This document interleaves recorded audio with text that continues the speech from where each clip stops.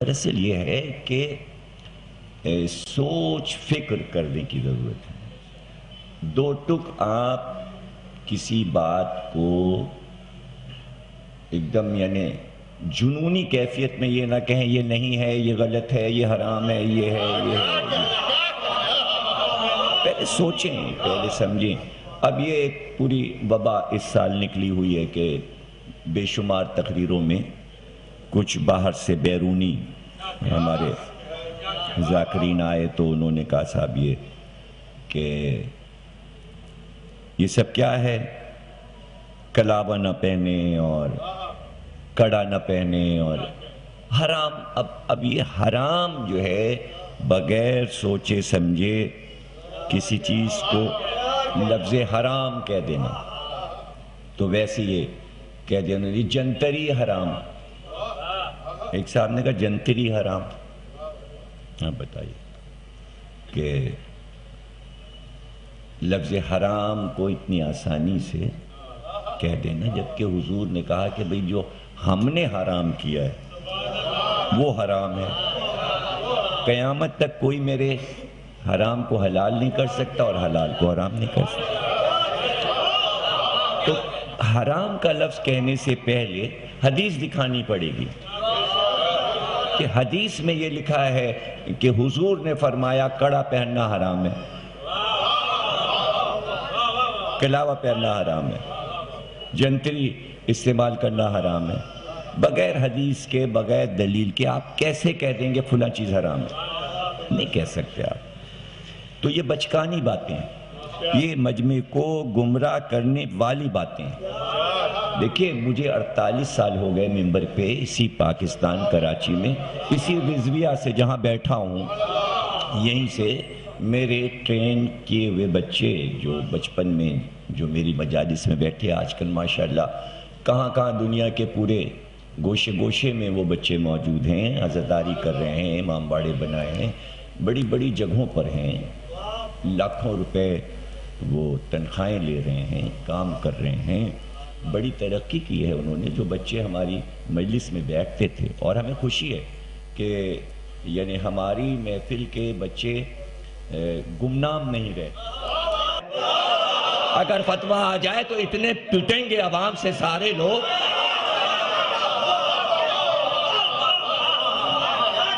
اس میں کیا فتویٰ ہے؟ یہ سارے لوگ میرے سامنے کالر والی قمیصیں پہنے بیٹھے ہوئے ہیں، انگریزوں کی قمیص ہے۔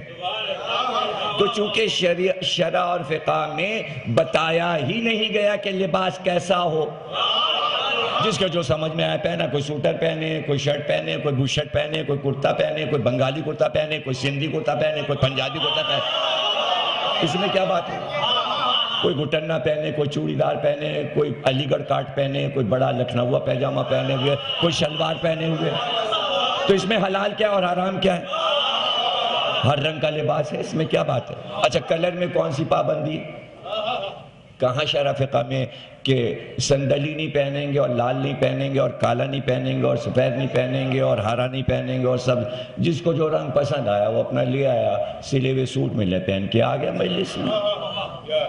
اس میں کون سا فتویٰ ہے؟ جس کو جو شو پسند آ گیا وہ لا رہا ہے۔ کوئی ایک طرح کے شوز ملتے ہیں، ہزاروں طریقے کے ملتے ہیں، کوئی اس میں پابندی ہے شریعت اور فقہ میں ایسا جوتا پہنیں گے اور ویسا جوتا نہیں پہنیں گے۔ اب تک یہ فتویٰ کیوں نہیں آیا کہ وہ جو سارے مولوی جو چپل پہنتے ہیں نوکیلی چوہے کے منہ والی، وہ والی پہنا کیجیے، اور ہماری طرح عبا اوڑھیے اور ہماری طرح امامہ باندھیے اور ہماری طرح قبا پہنیے، اور جیسے ہم یہاں تک کا سڑبڑ سڑبڑ کرتے جاتے وہ پہنیے۔ اچھا وہ اگر سب پہن لیں گے تو پھر بحث شروع ہو جائے گی، کہاں سے امامہ باندھا اور کیوں عبا پہنی اور یہ ہے۔ میاں بولنے پہ آئیں تو ایسا پڑھیں کہ ہوش اڑ جائیں، موضوع چھیڑتا نہیں ہوں، اسے ایسے معاملات کو دبا رہنے دو، دبا رہنے دو۔ یہ لاج ہے، قوم کی لاج ہے، مسلمانوں کی رکھتا ہوں۔ اگر پڑھنے پہ آؤں تو ایک چیز کا جواب نہیں دے سکتے جو بہت فضول کی باتیں بیٹھ کے ممبروں پہ کرتے ہیں۔ ایک بات کا جواب مجھے نہیں دے سکتے، اور اسی لیے سامنے نہیں بیٹھتے، ادھر سے کچھ کہہ کے نکل گئے، کچھ ادھر سے کہہ کے نکل گئے، سامنے نہیں بیٹھتے، بیٹھ کے بات نہیں کر سکتے، بات نہیں کر سکتے۔ تو اگر آپ اتنی پابندی لگانے لگے تو یہ سب مانو گے آپ؟ قمیصیں اتروا دو، جتنے نام ہیں آپ کے پاس یہ آپ بتا دو کہ کوئی اسلامی نام ہے؟ بنیائن لفظ کیا کوئی عربی ہے؟ قرآن میں آیا ہے، اور اس کے نیچے کا جو ہے وہ نام کیسے ممبر پہ لوں تو کیا وہ عربی نام ہے؟ بھائی انڈر ورلڈ کا جو نام ہے وہ قرآن میں ہے کہیں؟ ہے کہیں؟ کہاں؟ پینٹ یہ ہے کہیں شرع میں نام ہے؟ شرٹ، جتنے لفظ ہیں سب انگریزی ہیں، یہ جائز ہے؟ یہ جائز ہے؟ اچھا جو یہ فتوے دے رہے ہیں ان کے گھر کے بچے بھی تو پہنے ہیں، گھر کے بچے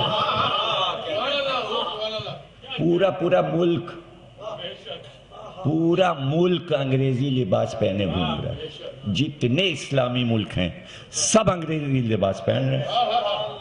اب میں اگر یہ کہہ دوں کہ صرف ایک ایسا پوائنٹ ہے کہ جس سے یہ سب غلط ہے، اور وہ کیا ہے کہ یہودی اور عیسائی کی شکل نہ بناؤ، اس حدیث کی روح سے یہ سارے لباس غلط ہو جاتے ہیں، لیکن کسی کی ہمت نہیں ہے کہ بیچ مجلس میں سب کو اٹھا دے کہ کل سے شرٹ نہ پہننا اور کل سے بنیائن نہ پہننا اور یہ نہ پہننا اور پتلون نہ پہننا، ہمت نہیں ہے، اس لیے کہ پتہ ہے مجمع دوسرے دن واپس نہیں آئے گا، کوئی بھی واپس دے دو نا فتوی، شیروانیاں پہنا کریں سر، کتنے فیصد شیروانی رہ گئی ہے؟ ایک لباس تھا، انگریزوں کے لباس سے بچنے کے لیے ایک ثقافتی مسلمانی لباس، علی گڑھ میں سر سید نے کہا بھائی یہ علی گڑھ پیجامہ پہنی ہے، اور یہ بڑا MQ نے کوشش کی کتنے کرتے پیجامے بیچے کہ یہ سب چھوڑو، لیکن کتنے لوگوں نے خریدے، حالانکہ سستا بھی کیا انہوں نے، کچھ دنوں تو لڑکوں پہنے اپنا عید وید کے 2-4 دن تک پہنے وہ پیجامے، پھر پینٹ پہ واپس آ گئے۔ اس میں پڑتا ہے دیکھیں نا پیجامے کی دھلائی 15 روپے کلف لگاؤ، اور 2 منٹ میں کلف ٹوٹ گیا، جینس آج پہنی آئندہ سال اترے گی آج۔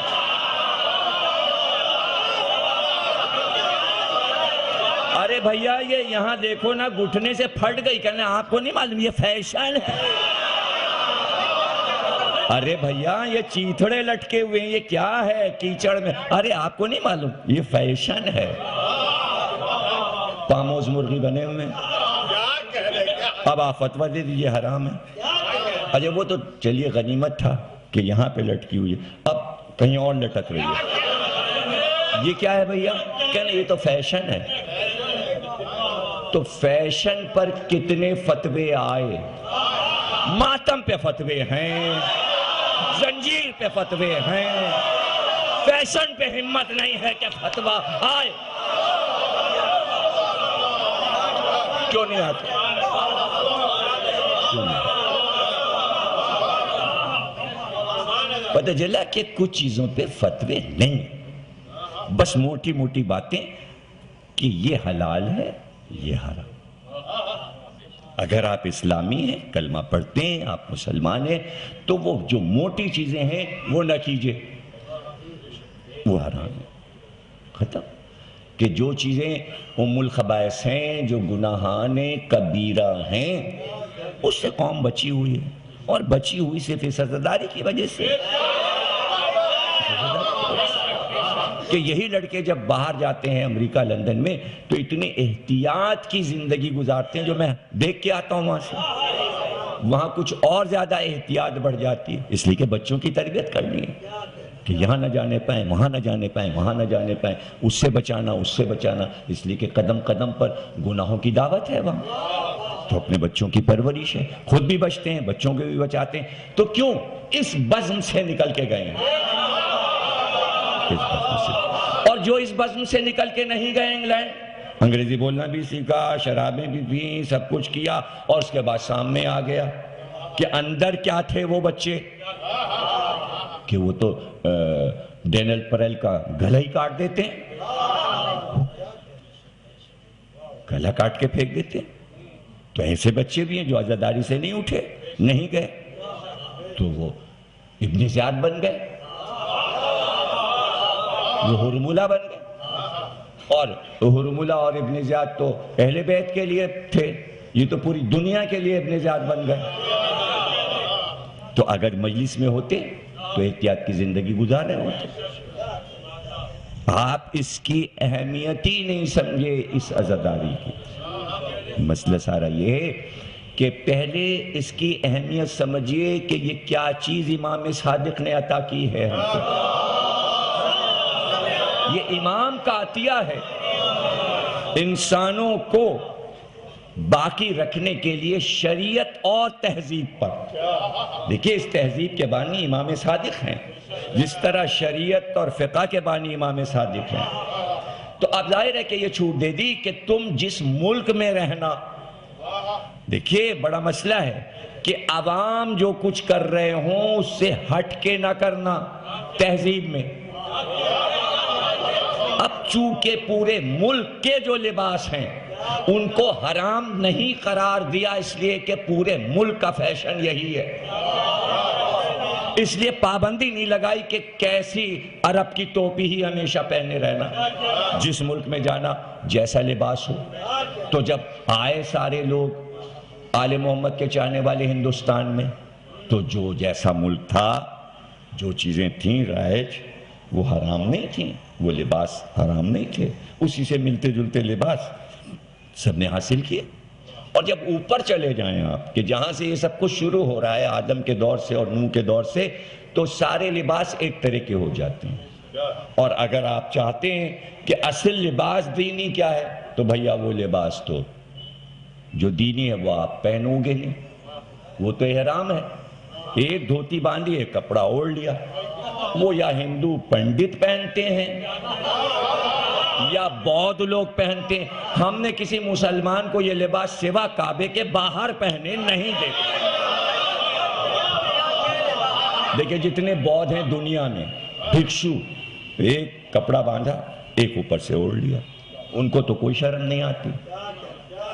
آپ ذرا پہن کے نکلیے کراچی میں، ایک دھوتی باندھ لی سفید رنگ کی لٹھے کی اور ایک کپڑا اوپر سے ڈال لیا۔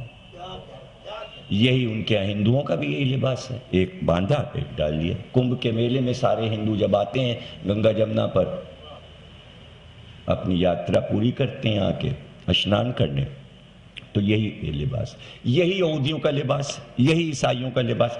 آخری دینی لباس سب کا ایک ہے، ایک سفید کپڑا باندھنا، ایک سفید کپڑا اوپر سے اوڑھنا۔ آپ کیا اسے احرام کہتے ہیں، ان کے مختلف نام ہیں، لباس ایک ہی ہے۔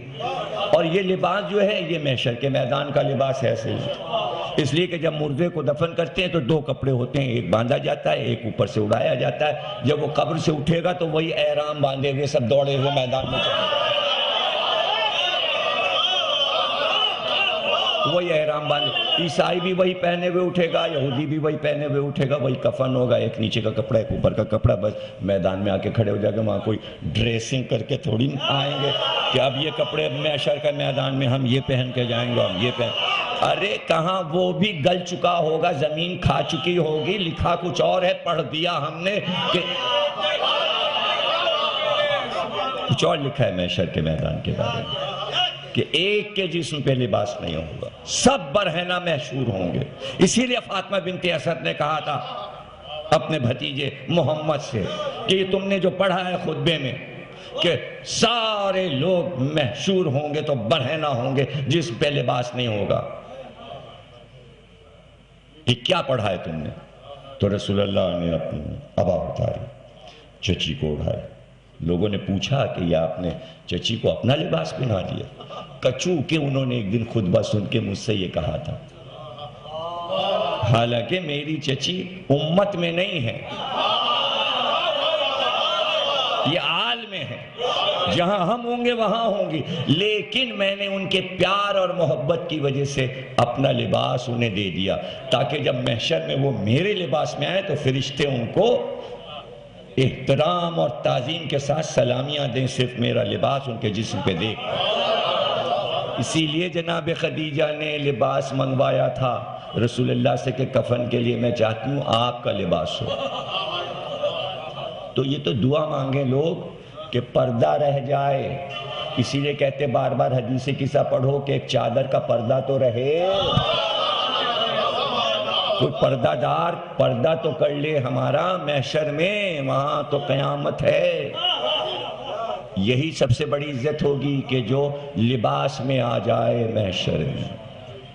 سمجھ رہے نا آپ؟ وہاں کون سی ثقافت اور تہذیب ہوگی؟ اللہ بتانا چاہ رہا ہے جیسے پیدا ہوئے تھے ویسے ہی بلایا ہے.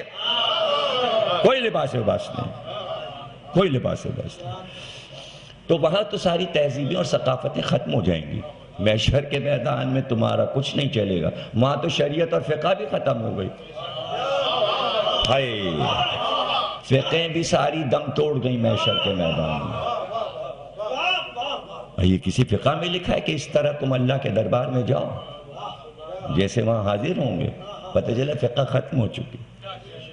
ویسے ہی آؤ جیسے ہم نے تمہیں دنیا میں بھیجا تھا. سمجھ گئے نا؟ اب یہ کہ کس کا پردہ رہ جائے گا؟ اسی لیے کہہ رہے ہیں بھیا، آیت نے کہا کُلُّ أُنَاسٍ بِإِمَامِهِمْ، ہر قوم کو اس کے امام کے ساتھ بلائیں گے. پتہ چلا امام جب آگے چلے گا تو ہمارا پردہ جو ہے یوں ہوگا.